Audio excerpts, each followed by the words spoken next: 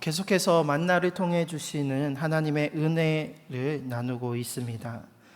지난 시간의 말씀을 잠시 되새겨보면 하나님께서 만나를 통해 주시는 은혜는 일용할 은혜였습니다. 하나님께서는 만나의 양과 기한을 자기의 분량만큼 그리고 하루로 제한하여 주셨습니다. 이것은 우리로 하여금 욕심과 탐심에 빠지고 또 하나님보다 나를 자랑하고 높이는 교만의 죄에 빠지지 않고 날마다 하나님의 채워주심과 이끌어주심을 따르는 삶을 살아갈 수 있도록 베풀어 주신 하나님의 은혜입니다. 둘째로 만나의 은혜는 놀라운 은혜입니다. 만나는 이스라엘 백성들이 처음 보는 놀랍고 신기한 양식이었습니다. 그래서 이것이 무엇입니까? 라고 물을 수밖에 없었고 그것이 만나의 이름이 되었습니다. 이처럼 하나님께서는 이것이 무엇입니까? 라며 놀랄 수밖에 없는 은혜로서 우리를 이끄시고 책임져 주십니다.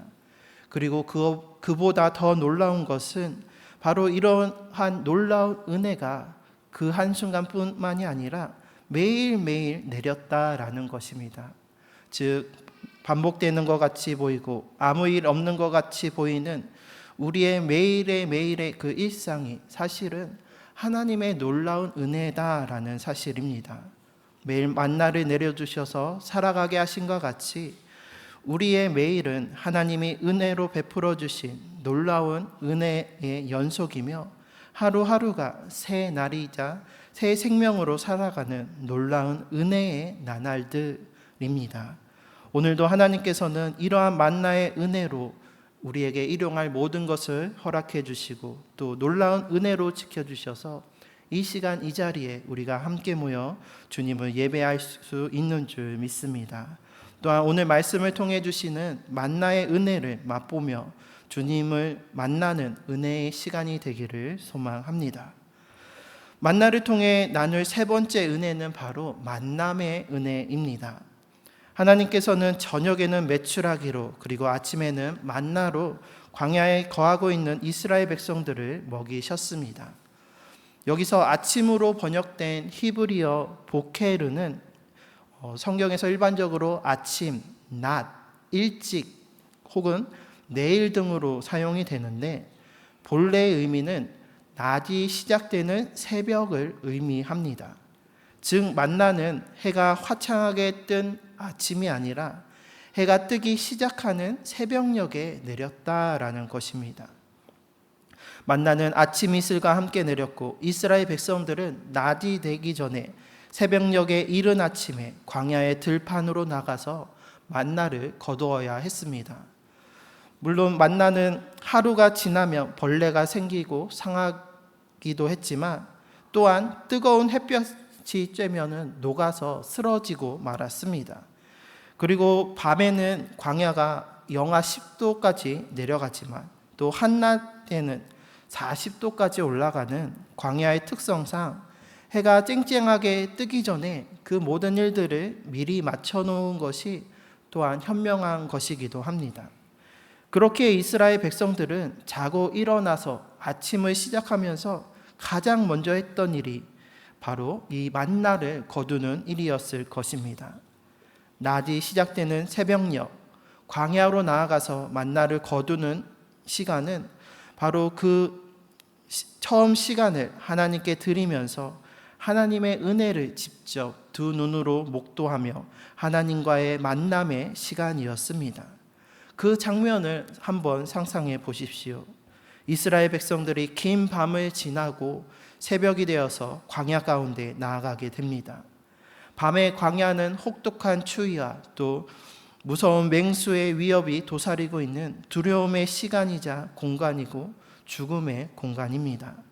하지만 하나님께서 밤사이 주의 백성들을 지켜주시고 보호하여 주셨기에 그 아침을 맞이할 수가 있었습니다.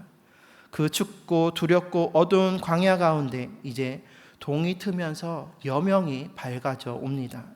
그리고 아무것도 없는 황량하고 척박한 그 광야 위에 작고 둥글어서 서리 같고 진주 같은 만나들이 떠오르는 아침 햇살을 반사하면서 빛을 내며 펼쳐져 있습니다. 이 얼마나 아름답고 놀라운 광경이겠습니까?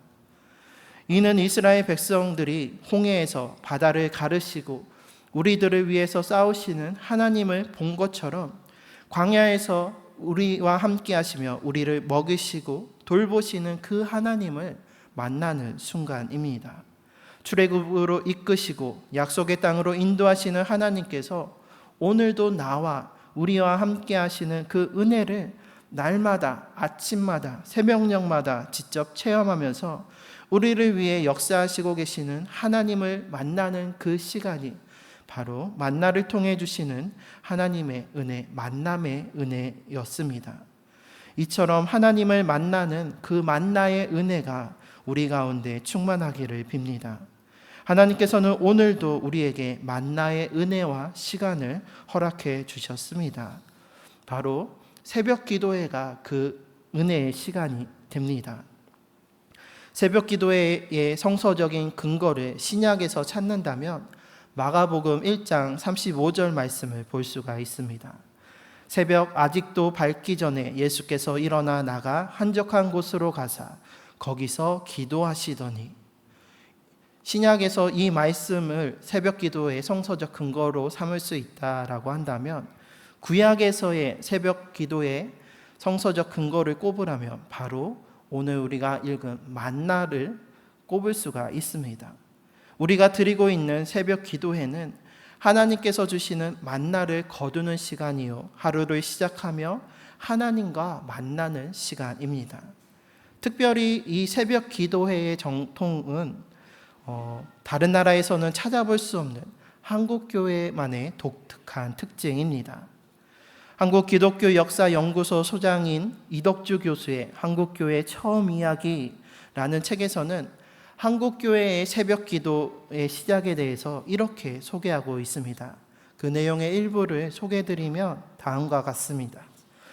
오늘까지 한국교회 안에 대표적인 토착신앙 형태로 자리 잡고 있는 새벽 기도가 정확하게 언제 누구에 의해서 시작되었는지 알 수 없다.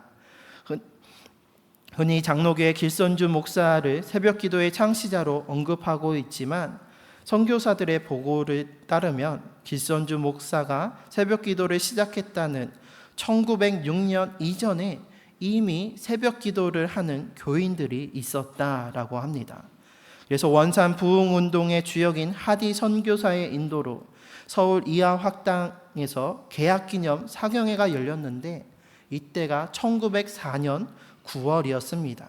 그때 은혜 받은 학생들이 이른 아침에 기도하는 장면을 목격하였다라는 선교사의 기록이 남아 있습니다. 또 1905년 초에 개성지방 부인 사경회에 참석했던 캐롤 선교사는 새벽 기도에 대해서 이렇게 증언하고 있습니다.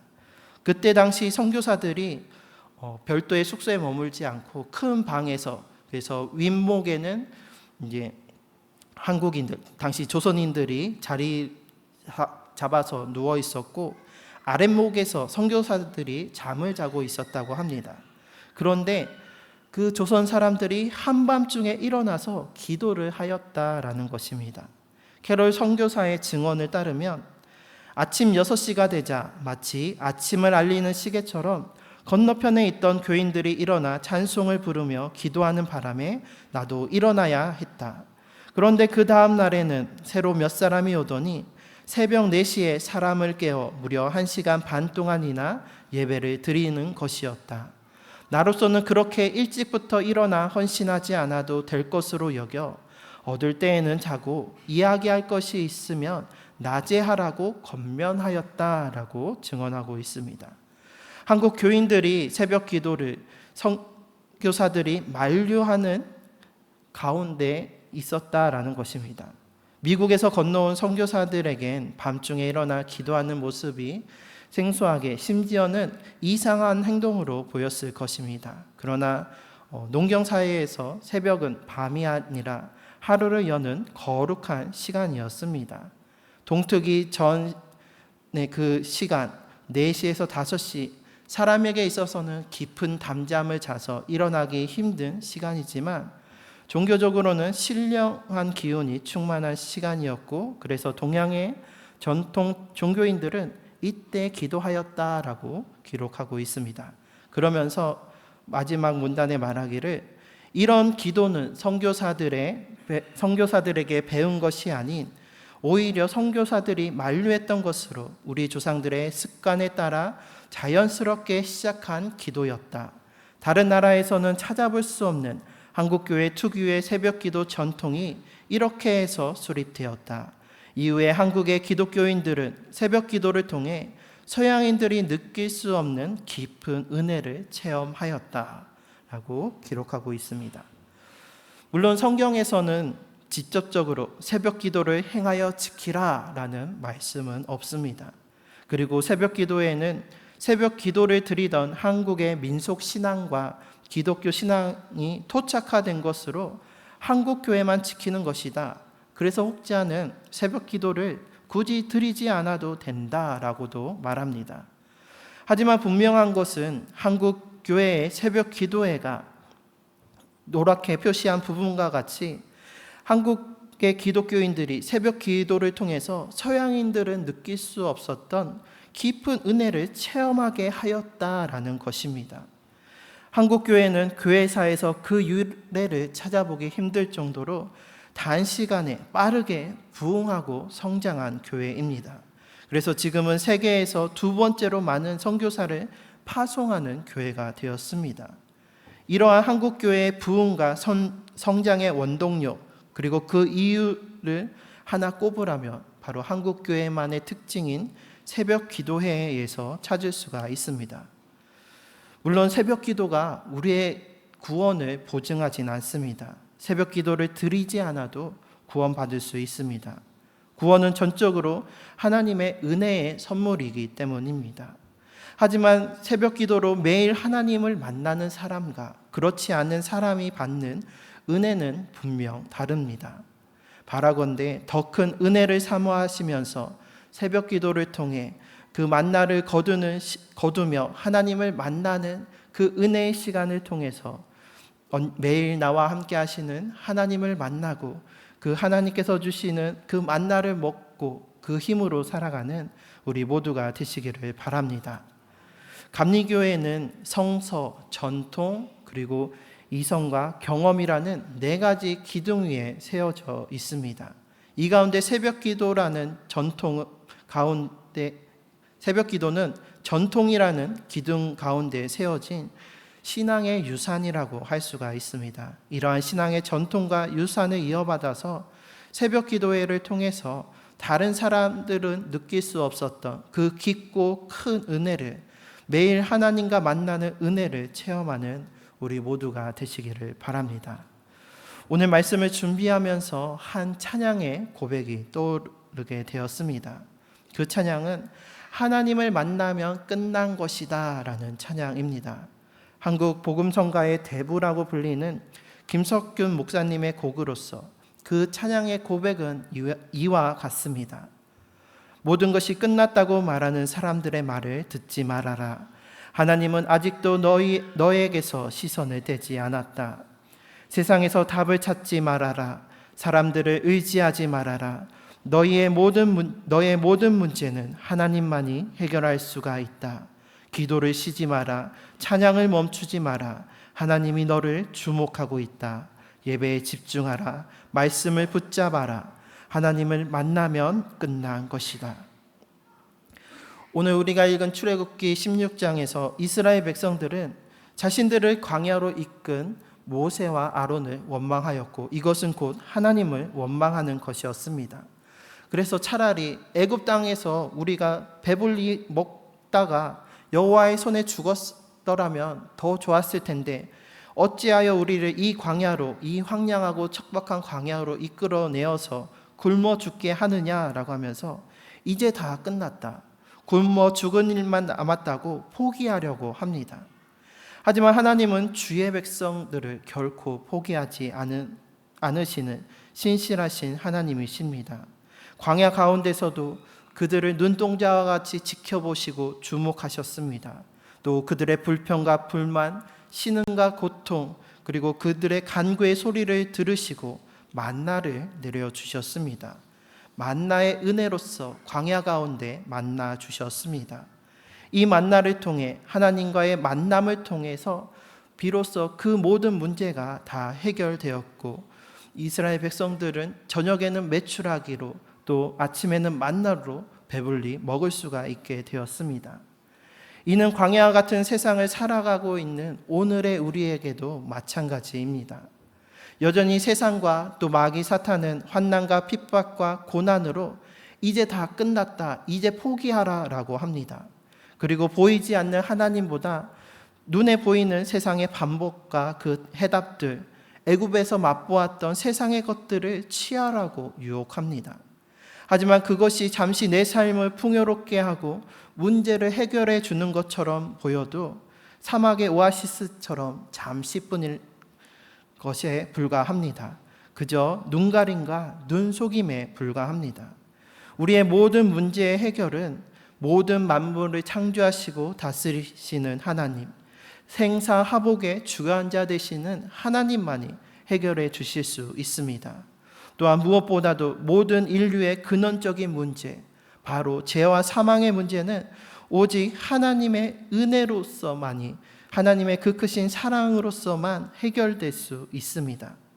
그렇기에 내 삶의 모든 문제와 어려움들, 근심과 걱정과 염려, 또 질병과 아픔과 여러 가지 고난들, 죄와 사망의 문제들 다 하나님을 만나면 끝난 것이 됩니다. 하나님을 만나면 세상이 줄 수도 없고 알 수도 없는 위로와 평안이 우리에게 임합니다. 또한 하나님을 만나면 범사의 모든 상황 속에서도 우리는 감사하고 만족할 수 있습니다. 가난할지라도 부할지라도 약할지라도 강할지라도 그 모든 상황 속에서 만족할 수 있는 일체의 비결을 우리는 깨달을 수 있게 됩니다.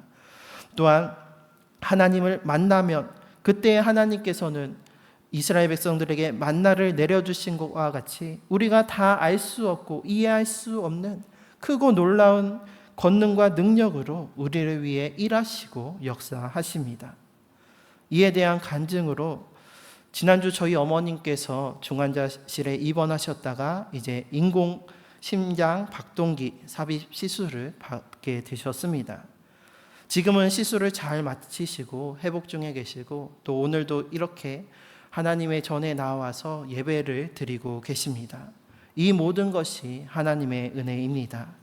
그리고 또한 교회와 성도님들의 기도와 사랑 덕분입니다. 이 자리를 빌어서 다시 한번 감사를 드립니다.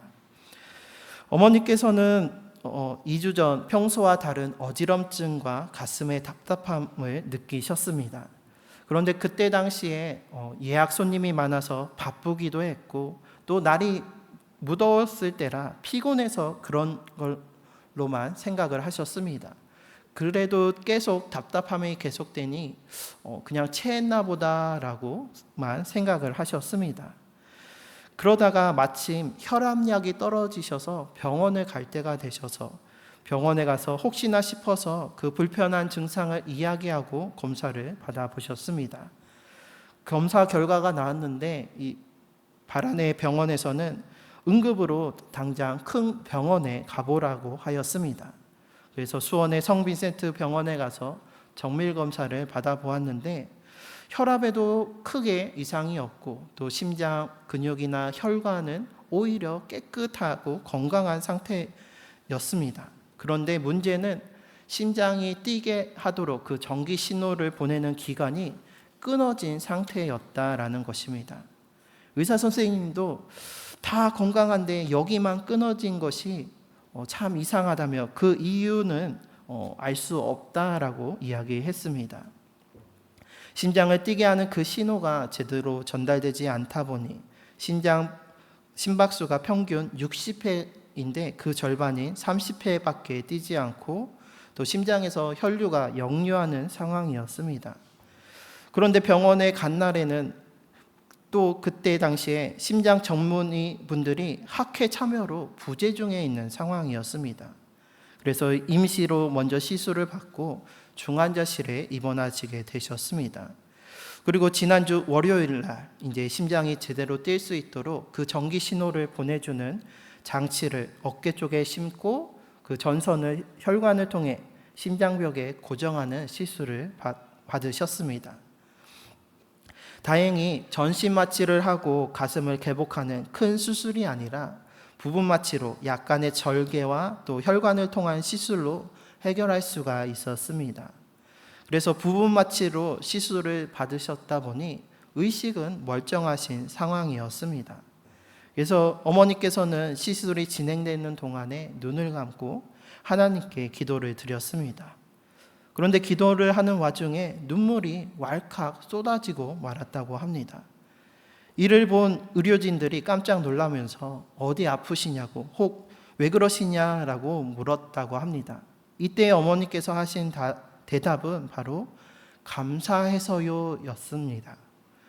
왜 내가 원인 모를 이러한 고통을 당해야 하는지 하는 원망이나 혹 잘못되지는 않을까 건강과 앞날에 대한 염려, 또 밖에서 기다리고 있는 자녀에 대한 걱정 등이 앞설 수도 있는 그러한 상황이었지만 그 입술에서 먼저 나온 고백과 간증은 바로 감사였다라는 것입니다. 그 시술실의 기도 가운데 바로 하나님을 만나고 하나님께서 베풀어 주시는 그 은혜를 깨닫고 누렸기에 나온 고백인 줄 압니다. 이후에도 하나님께서 놀라운 은혜와 또 만남의 은혜를 허락해 주셨습니다.